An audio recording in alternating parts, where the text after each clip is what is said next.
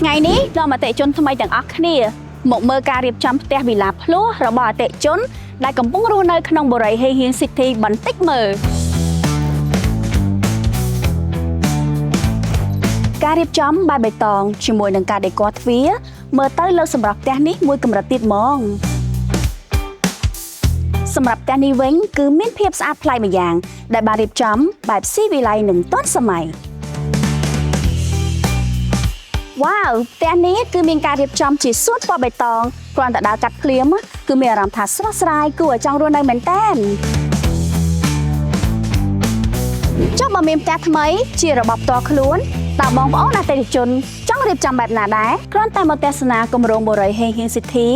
នឹងទទួលបានកាដូអនុស្សាវរីយ៍ជាច្រើនជាពិសេសមានឱកាសបំពេញសន្លឹកឆ្នោតឈ្នះរង្វាន់ iPhone ទៀតផងចាប់ឆ្នោតនៅក្នុងពេលឆាប់ៗនេះហើយបងគ្រាន់តែមកទស្សនាគម្រោងក៏មានឱកាសឈ្នះរង្វាន់ដែរ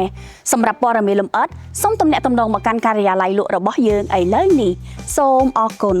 បុរីហេងហៀងភាពថ្កុំថ្កើងសម្រាប់ការរស់នៅនិងប្រកបអាជីវកម្ម